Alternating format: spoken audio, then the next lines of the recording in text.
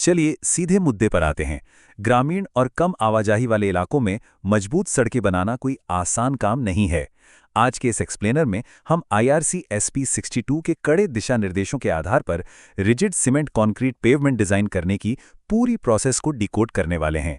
ये वही solid infrastructure है जो दशकों तक बिना किसी परेशानी के टिका रहता है। चीजों को बिल्कुल स्पष्ट रखने के लिए हम इसे एक लॉजिकल फ्लो में समझेंगे। शुरुआत करेंगे रिजिड पेवमेंट के बेसिक्स से, फिर कोर डिजाइन पैरामीटर्स, उसके बाद pavement stress, critical traffic grouping, design प्रक्रिया और आखिर में सब बेस फाउंडेशन पर जाएंगे। पहला हिस्सा रिजिड पेवमेंट के बेसिक्स, यहीं से हमारी इंजीनियरिंग फाउंडेशन तैयार होगी। आखिर ये रिजिड पेवमेंट काम कैसे करता है? इसे एक मजबूत लकड़ी के तख्ते की तरह सोचिए। जब उस पर भारी वजन पड़ता है तो वो किसी गद्दे की तरह नीचे नहीं दबता, बल्कि उस पूरे वजन को बराबर हिस्सों में फैला देता है। बस यही कठोरता इसे भारी गाड़ियों का लोड सहने की असाधारण ताकत देती है। अब अगर हम नॉर्मल डामर या फ्लेक्सिबल सड़कों की तुलना कंक्रीट से बनी इन रिजिड सड़कों से करें तो एक बहुत ही दिलचस्प बात निकल कर आती है। खासतौर पर ऐसी जगहों पर जहां ड्रेनेज यानी पानी निकलने की समस्या होती है, वहां रिजिड पेवमेंट एक बेहतरीन और कम रखरखाव वाला गेम चेंजर साबित होता है। हालांकि इसमें राइडिंग का आराम थोड़ा कम हो सकता है, लेकिन इसकी उम्र सच में बहुत लंबी होती है। दूसरा हिस्सा मुख्य डिजाइन पैरामीटर्स। फाउंडेशन तो समझ ली, अब आगे बढ़ने के लिए जरूरी पैरामीटर्स देखते हैं। कोई भी कॉम्प्लेक्स कैलकुलेशन शुरू करने से पहले हर सिविल इंजीनियर को कुछ बेसिक शर्तें पूरी करनी पड़ती हैं, जैसे कि कम से कम M40 ग्रेड का कंक्रीट, 90 दिन की फ्लेक्सुरल स्ट्रेंथ टेस्टिंग, मिनिमम 4% का सबग्रेड CBR और स्लैब की मोटाई कम से कम 150 मिलीमीटर। ये वो सख्त नियम हैं जो स्ट्रक्चर की मजबूती की गारंटी देते हैं। यहां जो सबसे ज्यादा ध्यान देने वाली बात है वो है ये नंबर 30,000 मेगापास्कल। ये कंक्रीट के लिए मॉड्यूलस ऑफ इलास्टिसिटी का डिफ़ॉल्ट मान है, जिसे इन डिज़ाइनों में इस्तेमाल किया जाता है। साथ ही 0.15 का पॉइजन अनुपात भी तय होता है। ये असल में वो फिक्स नंबर्स हैं जिन पर हमारी पूरी डिज़ाइन का गणित टिका होता है। तीसरा हिस्सा पेवमेंट स्ट्रेस। अब बारी है इस वर्चुअल सड़क को अलग अलग फिजिकल और एनवायरमेंटल स्ट्रेस के खिलाफ टेस्ट करने की। तो पहला स्ट्रक्चरल चैलेंज जो कैलकुलेट करना होता है वो है गाड़ियों के टायर्स का एक्चुअल वजन। जब गाड़ियां चलती हैं तो टायर कंक्रीट स्लैब के किनारों पर नीचे की तरफ बहुत भारी दबाव डालते हैं। इसी दबाव को टेक्निकल भाषा में एज स्ट्रेस कहा जाता है। अब इन लोड बेयरिंग एज स्ट्रेस को बिल्कुल सटीक कैलकुलेट करने के लिए हम वेस्टरगार्ड के इस कॉम्प्लेक्स इक्वेशन का इस्तेमाल करते हैं। ये फॉर्मूला स्लैब की मोटाई और टायर के संपर्क क्षेत्र के रेडियस दोनों को फैक्टर इन करके एकदम सटीक रिजल्ट देता है। सिर्फ गाड़ियों के वजन से ही नहीं, पेवमेंट को अंदर के टेम्परेचर स्ट्रेस से भी बचना होता है।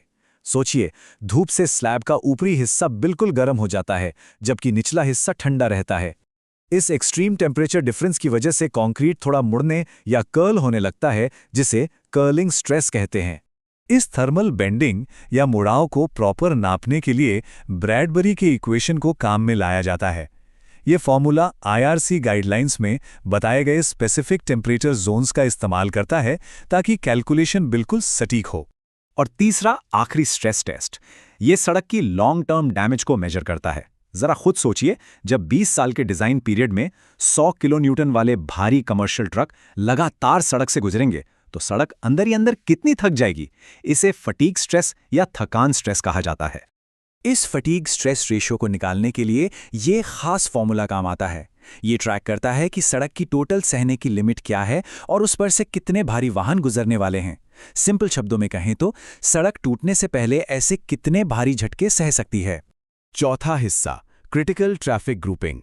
क्योंकि हर सड़क का बोझ अलग होता है, तो ये जानना जरूरी है कि कौन सा स्ट्रेस कैलकुलेशन किस प्रोजेक्ट पर लागू होगा। ये मैट्रिक्स उन नियमों को बिल्कुल परफेक्टली समराइज करता है।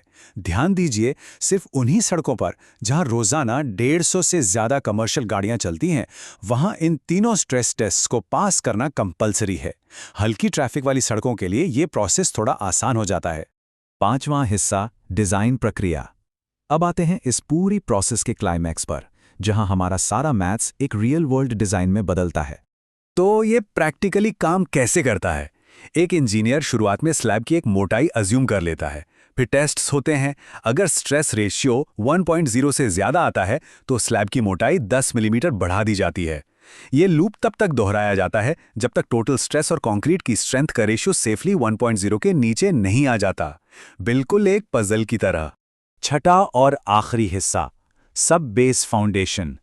किसी भी स्ट्रक्चर की असली जान उसकी अदृश्य नींव में होती है।